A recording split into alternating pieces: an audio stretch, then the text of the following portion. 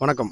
பல்வேறு குப்பை சார்ந்த பிரச்சனைகளை கொஞ்சம் நேரமா நம்ம பார்த்துட்டு இருக்கோம். இப்போ இதுல வந்து திருப்பூர் வடக்கு 32வது வார்டு விநாயகா ஸ்கூலுக்கு பக்கத்துல, இப்போ இந்த இடத்துல பார்த்தீங்கன்னா நெறைய குப்பைகள வந்து போட்டு பொதுமக்கள்ல இருந்து யார் கொளுத்துறாங்கன்னு தெரியல. நெறைய கொளுத்திடுறாங்க.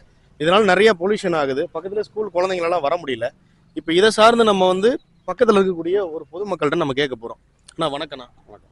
இப்போ இந்த குப்பை வந்து எவ்வளவு நாளா அந்த மாதிரி கொட்டிட்டு இருக்காங்க, எரிச்சிட்டு இருக்காங்க. இதனால என்னென்ன பிரச்சனைகள்லாம் உங்களுக்கு நீங்க ஃபேஸ் பண்றீங்க? தினம் தினம் இந்த ரோட்ல நீங்க தான் போயிட்டு வருவீங்க. ஆமாங்க. நீங்க என்னென்ன பாதிப்புகள்லாம் நீங்க உள்ளாக்குறீங்க? இப்போ டெய்லி வந்து பார்த்தோன்னா, நான் மேட்டான ஸ்கூலு டெய்லி பிக்கப் ட்ராப் பண்ணிக்கிருக்கேன். நான் போயிட்டு சரிங்க. வந்துருக்கேன். இந்த இடத்துல பார்த்தீங்கன்னா, இதுக்கு முன்னாடி பார்த்தோன்னா ஏகப்பட்ட குப்பைகள் இருந்துச்சு. சரி, சரி.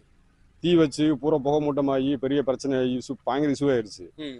அது பத்தாக்குறை பார்த்தோன்னா, இந்த பக்கத்துலேயே ஸ்கூல் இருக்குதுங்க. ம். பக்கத்துலேயே ஸ்கூல் இருக்குது. ஸ்கூல் வந்து பார்த்தோன்னா, எனக்கு தெரிஞ்சு பார்த்தோன்னா ஒரு 100 குழந்தைங்க படிக்கிறாங்க.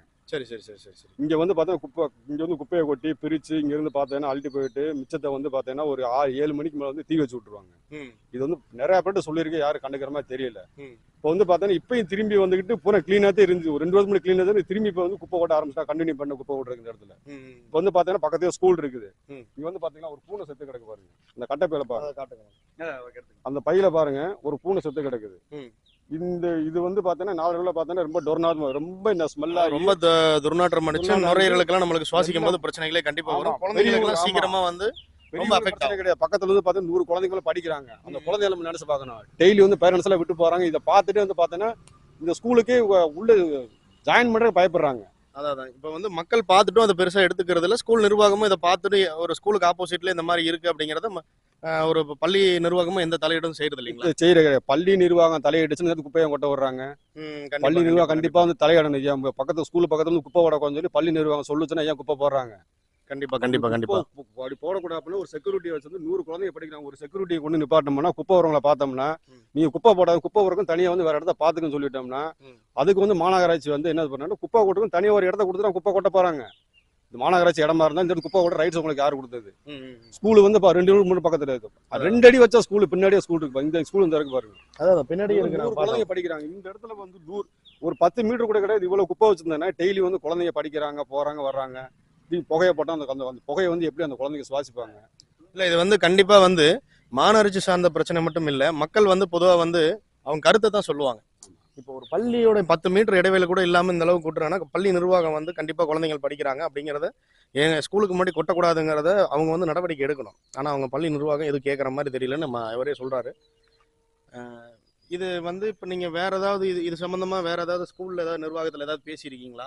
இல்ல நான் நிர்வாகத்தில் பேச கிடையாது. எங்க ஏரியா கவுன்சிலர் தம்பின்னு இருக்காரு. அவர்கிட்ட வந்து கம்பெனி சொல்லியிருக்கேன் இந்த மாதிரி எவ்வளவு பிரச்சனை இருக்கு நான் சொல்லி இந்த மாதிரி சொல்லி சொன்னதுக்கப்புறம் வந்துட்டு அவங்க வந்து ஒரு மாசம் முன்னாடி இருந்த குப்பையை பூரா கிளீன் பண்ணி கொடுத்தாங்க. இப்போ திரும்பி அவருக்கு தெரியும்.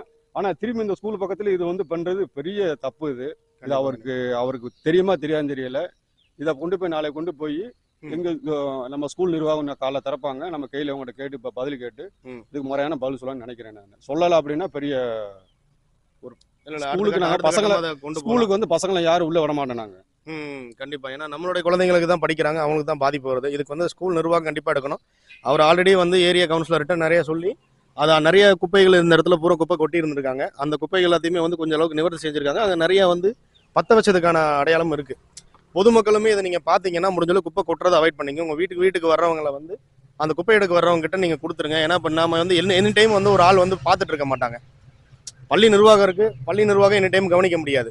ஒரு தடவை வந்து நம்ம ஒரு குறையை வந்து முறையிட்டு அதில் வந்து சரி பண்ணி கொடுக்குறாங்க அப்படின்னா அவங்களாலையும் நம்மளால எந்த பாசிபிள் கிடையாது. ஏன்னா அவங்க நிறைய பிரச்சனைகள் இருக்கும்.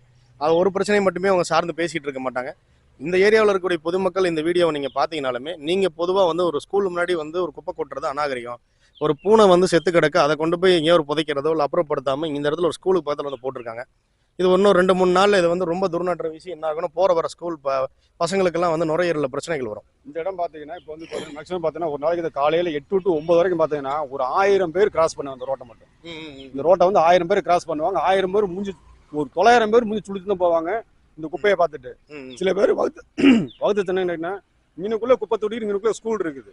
பூரா வந்து சின்ன குழந்தைங்க படிக்கிறாங்க. ஏகப்பட்ட பாதிப்பு இருக்குன்னு சொல்லி அவங்க நினைச்சுக்கிறாங்க. ஆனா அது யாரும் சொல்ல முடியாது, வெளியில சொல்ல மாட்டாங்க. காலையில் 8 மணிக்கு எழுந்தாங்கன்னா அவங்க ஸ்கூலை விட்டுட்டு அவங்கவுங்க வேலைக்கு ஓடுறது தான் பார்க்குறாங்க. இந்த மாதிரி பிரச்சனை வந்து யாருமே முன் வர்றதே கிடையாது யாருமே. இல்லை பொது சார்பாக வந்து ஒரு பிரச்சனைக்கு வந்து முன்னின்று பேசுறதுக்கு இங்கே யாரும் வந்து முன் வர மாட்டாங்க. ஏன்னா அவங்கவுங்களுக்கு தனி சார்பு வாழ்க்கை நிறைய இருக்கு. அது மட்டும் இல்லாமல் பயப்படுறாங்க மக்கள். வந்து ஒரு மீடியாவில் ஒரு கருத்து சொல்லணும் அப்படின்னாலே வந்து எனக்கு எங்கே ஏதாவது அச்சுறுத்தல் வருமோ அப்படிங்கிற ஒரு பயத்தினாலே தான் இருக்காங்க. ஆனால் என்றைக்குமே வந்து தமிழர் படை வந்து கண்டிப்பாக வந்து மக்கள் மத்தியில் ஒரு ஆளாக நிற்போம். இந்த பிரச்சனையை வந்து கண்டிப்பாக பள்ளி நிர்வாகம் அதோட எடுக்கலை அப்படின்னா இதுக்கான அடுத்த நடவடிக்கைகளை வந்து இங்கே இருக்கக்கூடிய நிர்வாகி ஒருத்தர்கிட்டே நான் கேட்குறேன். அவர் வந்து அதுக்கான அடுத்த நடவடிக்கை என்ன எடுக்கலாங்கிறத அவர் பேசுவார். அதுக்கான நடவடிக்கை வந்து மனு தான் கொடுக்க முடியும், நம்ம அதிகாரத்தில் இல்லை. அதனால மனு கொடுத்தது அதுக்கு உண்டான அவங்க மனு கொடுப்போம். மனு கொடுத்து அவங்க கண்டிப்பாக எடுப்பாங்க. அப்படி எடுக்கலைன்னா அடுத்த வட்டம் நம்ம கட்சி சார்பாக ஏதோ ஒன்று பண்ணலாம். ஏன்னா பொதுமக்களில் ஒருத்தராக இருந்து நீங்கள் கண்டிப்பாக வந்து அவங்களுக்கான சேவைகளை நீங்கள் செஞ்சு கொடுக்கணும். நீங்கள் அரசியலில் இருந்தாலும் அது அதிகாரத்தில் இருந்தாலும் இல்லைனாலும் பொதுமக்களுக்கு அந்த அளவுக்கு விழிப்புணர்வு தெரியாது. நீங்கள் வந்து கூட இருந்து கண்டிப்பாக வந்து நீங்கள் பண்ணி கொடுப்பீங்கன்னு நம்புகிறேன். நன்றி, வணக்கம். நன்றி.